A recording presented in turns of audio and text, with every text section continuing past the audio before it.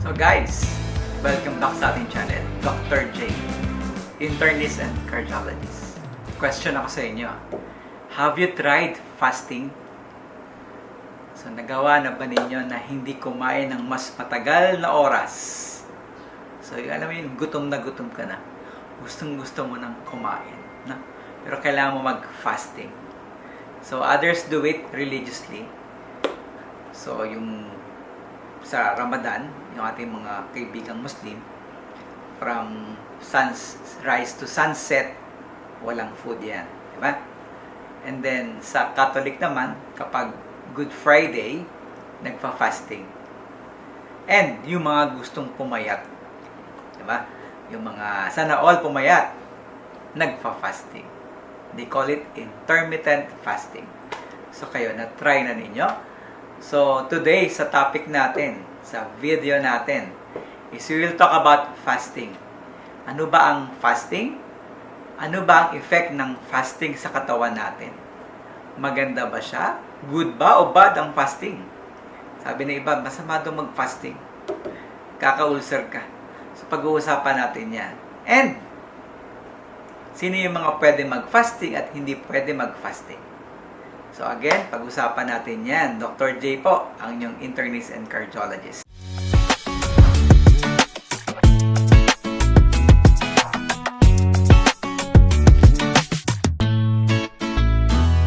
So, ang unang tanong, ano ba ang ibig sabihin ng fasting? So, ang ibig sabihin niyan is voluntarily na hindi mo pagkain ng specific period of time. Pwedeng 8 hours, pwedeng 12 hours, pwedeng 24 hours, o pwedeng mas mahaba pa dun. Pwedeng gawa ng religion mo, kaya nagfa-fasting ka. Pwede namang gusto mo lang talagang pumayat, o kaya trip mo lang.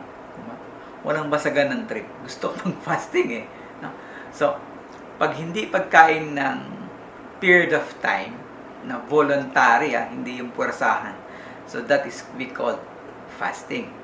Ngayon, yung next question is, ano ba ang nangyayari kapag tayo ay nagpa-fasting? Ano yung nangyayari sa katawan natin? So, dapat natin maintindihan yan. Kasi, magpa-fasting ka, so dapat aware ka what will happen to your body para alam mo mag-respond. Diba? So, una, yung first 4 hours. So, kumain ka ng almusal. So, yung next 4 hours, kung alas 6 ka kumain, so, yung next 4 hours will be 7, 8, 9, 10. So, yung 6 to 10. So, ano nangyayari niyan? Una, is gagamitin lang ng katawan mo yung sugar na kinain mo, yung glucose. Okay? So, normal pa yan. Wala ka pang mararamdaman. No? It's a part ng nagpa-fast ka naman talaga na pwede kang hindi kumain ng 4 hours. Okay? So, normal pa yan. Ang next is 4 to 8 hours. So, kung 10, dagdagan mo ng 4, 11, 12, 1, 2. Magmula nung almusal ka hanggang alas 2, hindi ka kumain. So, 8 hours na yan. Ang tawag natin dyan, early fasting. Okay? So, dito, naubos na yung glucose na kinain mo. Yung glucose na kinain mo ng morning, naubos na. So, ang mangyayari niyan, mararamdaman mo na yung gutom. Medyo, siguro may konting hilo na yan. Medyo masakit na ang ulo. Pero, ang ginagamit na ng katawan natin dyan is what we call stored food. So, yung stored food na yan, ito yung glycogen na nasa liver natin. So, ito na yung gagamitin ng katawan natin as fuel, yung glycogen. Kino-convert niya ulit ito, yung glycogen to glucose para maging energy natin, para mapakain yung cells, no? Kasi 8 hours na eh. So, dito, medyo okay pa yung pakiramdam. Kaya pa, carry pa. Kaya pa, isagad pa yung fasting. Okay? Then, the next stage naman, ito yung lampas na ng 8 hours. Mag-a-add ka na naman ng another 4 to 8, di ba? And then 8 to 12. 4 to 8. Early fasting is 4 to 8. And then mag-a-add ka ng another 4 hours. 8 to 12 hours na. Kung 2, 3, 4, 5, hanggang 6 p.m. na. Okay? Medyo mahaba-haba na yun. 12 hours na yan. Na? So, ito tinatawag nilang metabolic shift ng fasting. Okay? Metabolic shift or metabolic switch. Na? Pagdating ng pahapon na ng alas 6, kung ang huling kain mo ay umaga din, magti-12 hours na, yung glycogen mo, most likely, naubos na rin yun, yung nasa liver. So, mauubos na siya. Konti na lang. No? And then, nagsiswitch na ngayon to fat burning. So, yung fats mo, kung may mga taba ka pa sa katawan, ito na yung gagamitin ng katawan natin. Tutunawin niya ito, magiging ketones, fatty acids to ketones. Ito na yung magiging food ng organs mo and brain. Okay? Alam nyo ba na mas gusto ng brain yung ketones? Mas bumibilis yung galaw ng brain, yung concentration. Mas tumatalino daw kapag ketones na yung pagkain ng brain. So, on the 12-hour, ketones na. Iba na. Hindi na glucose, hindi na from glycogen to glucose, but from fats to fatty acids to ketones. So, eto na yung food ng ating katawan. So, kaya tinatawag nilang eto na yung metabolic shift. Okay? And, sinasabi nga, eto yung healthy part. Kasi, eto na yung time na natutunaw na yung taba natin sa katawan. Okay? And then, tumataas yung growth hormone levels natin. And then, meron tayong tinatawag na cell autophagy. So, yung mga toxin ng bawat cells, binabalot yan, tinatapon ng cells. So, nagkakaroon ng cleansing yung cells natin pagdating sa 12 hours of fasting. Parang okay yung Dok. Parang okay pala yung 12 hours. No? Pero, hep, no?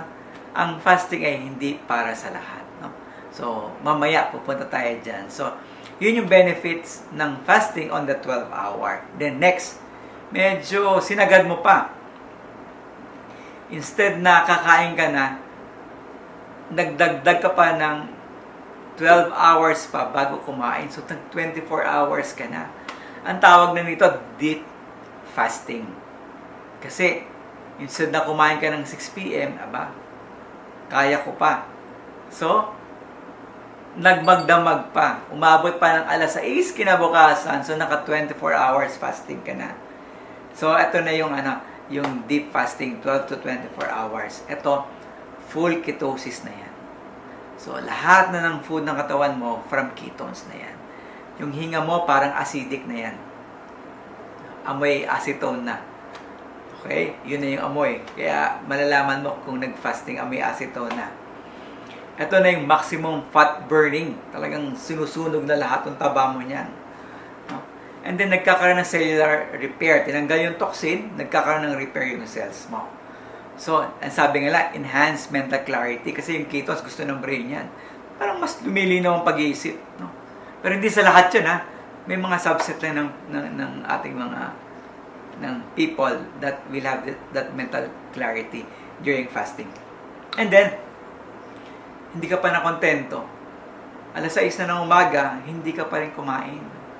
So, 24 hours plus, extended fasting na siya. Okay? So, deeper autophagy, nagkakaroon ng resetting ng immune system. In fact, doon nga medyo tumitibay yung immune system, yung white blood cells natin. Pero, ang dito, baka magkaroon ka ng muscle breakdown. Kukuha na ng proteina, liliit na yung muscles mo. So, hindi rin maganda yung sobra-sobra sa 24 hours na fasting. Okay?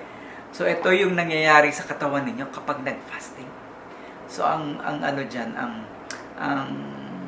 magandang window dyan is 16 hours. Okay pa yan. Kaya meron tayong tinatawag na intermittent fasting. Yung 16 is to 8. 16 hours magpa-fasting, 8 hours kakain ka. Okay? Next, tapos na natin yung health and risk. No? What is the science? Kapag nag-fasting ka ng ganyan, weight loss. Kasi kinain na yung taba mo, kinain na yung protina. So, mawawala na rin yung glycogen storage mo. So, yung fats mo, kukunin na niya. So, magkakaroon ka ng weight loss. It burns fat effectively, reduce yung calorie intake mo, and pwede ka mag-lose ng 3 to 8%. In fact, hanggang 10% in the next 3 to 24 weeks. So, 1 month to 6 months. Intermittent fasting, bababa ang timbang mo talaga. And improve insulin sensitivity. Kasi since madalas na wala kang food, wala kang glucose, magre-relax yung pancreas mo, hindi siya magpo-produce ng insulin. Okay? Pag hindi siya nag-produce ng insulin, it will create a good insulin sensitivity. So, bababa ang blood sugar. Okay? Cellular repair. So, nangyayari pala ang repair ng cells natin during fasting. So, maganda rin siya. No? Heart health. So, kapag ganyan, dahil magamit ng fats, natutunaw, bumababa ang triglycerides kasi nga yung glycogen storage natin, it will also reduce the bad cholesterol, the LDL, and lowers the blood pressure in some studies. Okay? Brain health. Increase BDNF, brain growth factor. May protect against Alzheimer's and improve mental activity kapag nag-16 hours fasting. So, maraming benefit. Diba? Pero sabi ko, hindi sa lahat. Kasi, pag ikaw ay nag-fasting, iba mainit ng ulo. Nang aaway na. No? Hunger and irritability. So, hindi rin siya maganda. Hungry. Difficulty in concentrating. May mood swings. Mainit ang ulo ni boss. Di ba?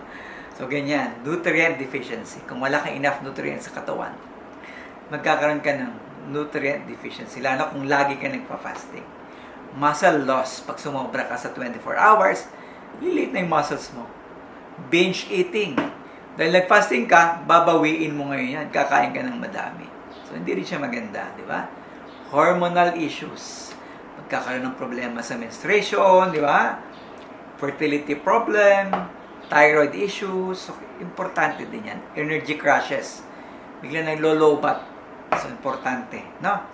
So, fasting can be healthy. Tulad na sabi ko kanina.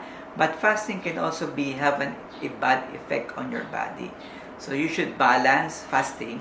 And pipiliin lang talaga. Hindi lahat pwede mag-fasting. So, sino hindi pwede mag-fasting? Yung mga may type 1 diabetes, wag po.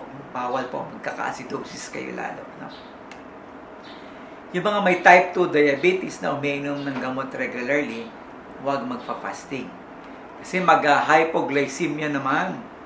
Diba? Pregnant and yung mga breastfeeding mom natin, huwag po mag-fasting. Children and teenagers. Growing kid kayo, kailangan nyo ng pagkain. So, huwag ka muna mag-fasting. People with eating disorders, siyempre naman, given na yun, no? And those who are underweight, payat ka na, nag-fasting ka pa. Mas gusto mo pang pumayat. And then underweight, di ba? Nabanggit na natin yan. Those who are taking certain medications. Yung mga umiinom ng mga blood thinner, mga pampalabnaw. And then yung mga umiinom ng pang BP, baka bumagsak masyado ang blood pressure ninyo kapag kayo ay nag-fasting. May history ng arrhythmia, cardiac arrhythmia, wag muna po. CKD patients, yung mataas na CREA, wag na. Kasi acidosis yan, dehydration, electrolyte imbalance, tataas ang potassium ninyo, di ba? And yung mga nagre-recover sa sakit. Kung ikaw ay nagkasakit, naglagnat, nagtrangkaso, huwag ka muna mag-fasting. Okay? So, yun po. So, mga do's and don'ts, ano yung mga dapat. No? So, na-identify na natin, pwede pala ang fasting. And then, pwede rin hindi mag-fasting. So, do's and don'ts. You start slow. So, dahan-dahan. Hindi biglaan, 12 hours. One day, hindi ka nakakain. So, dahan-dahan. Pwede mong gawin sa first week, skip mo muna yung breakfast. Tingnan mo kung kaya. And then, week 2, yung second week na, pwede ka ng mag 14-hour fasting. So, from 8 p.m. to 10 a.m., walang food. Okay? Week 3, pangatlong linggo, 16 hours fasting ka na. Ito yung 16:8. 16 hours, walang kain, and then 8 hours pwede ka nang kumain. Okay? And then, month 2, second month, pwede mo mag-try ng 18 to 24 hours kung komportable ka. Pero, ang pinakamaganda dyan is yung 16:8. 16 hours na fasting, then 8 hours may food. Okay? Second na tip is you should be keep on hydration. Dapat hydrated ka. So, ibig sabihin ng fasting, pagkain lang. Pag fasting, pwede ka pa rin uminom ng water. Okay? Pwede ka uminom ng black coffee. Pwede ka uminom ng tea or sparkling water. Pwede po yun. Okay? Wag soft drinks, ha? So, minimum 8 to 10 glasses of water while fasting. Okay? So, next tip is do eat nutrient-dense food while breaking the fast. So, in between ng fasting, nakala mo kumain, dapat masustansya. Itlog, diba? Fish, chicken, tofu, avocado, ano pa? Nuts, brown rice. So, kain lang. No? Dapat masustansya yung pagkain mo. I-avoid mo yung processed foods, sugary foods, sa mga prito. Diba? Then, listen to your body. Pakinggan mo yung body mo. Kasi sinasabi ng body mo ayoko na fasting, ayoko na. So, mahihilo ka na niyan. Chest pain, low bath, weakness, confusion, pwede rin fainting, may hinihimatay tayong mga pasyente kapag nagfa-fasting. So, listen to your body, tingnan mo kung kaya. Huwag mo naman i-todo, di ba? Time it strategically. So, strategic. Halimbawa, skip breakfast, yung pwede mong gawin muna. Wala mo ng breakfast. So, strategic ka. Okay? O kaya, yung lunch mo, 12 p.m. and then dinner at 6 p.m. then wala na. So, pwede rin yan, no? And then, fast from 6 p.m. to 12 p.m. So, 18 hours na fasting yan. So, yun yung mga ways, no? So, total tulog ka naman ng mga ganong oras, di ba? So, you take supplement if needed kasi wala kang sustansya. So, kailangan mo ng mga multivitamins, electrolytes, okay? So, wag mo siyang gawin everyday. Medyo mahirapan tayo. No? So, 16 hours is okay na fasting. Kung 24 hours yan, mga once or twice a week lang siya. So, hindi siya pwedeng araw-araw. No? Kawawa ka naman.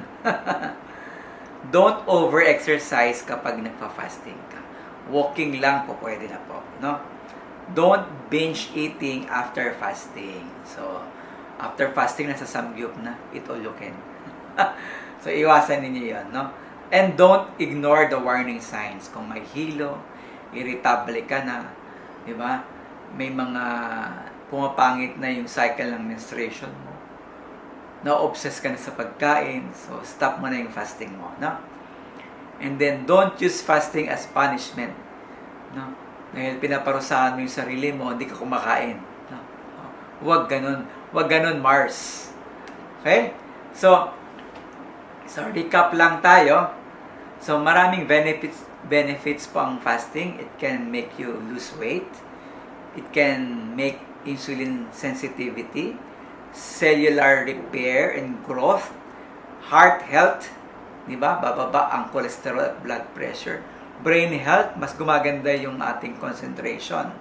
Pero, may risk of hunger, deficiency ng sustansya, muscle loss, and hormonal issues. So, yung mga hindi dapat mag-fasting, wag na. And then, stay hydrated. So, dapat may water intake kayo during fasting period. Di pwedeng totally walang tinitake. Okay? So, fasting can be healthy if you do it right. 16:8 fasting ratio is good. So, ang fasting po pwede, magandang epekto, pero it's not for everyone. So, consult pa rin yung doctor ninyo. Doc, tanong ninyo, Doctor, yung family doctor, Doc, pwede ba sa akin ang intermittent fasting? Okay?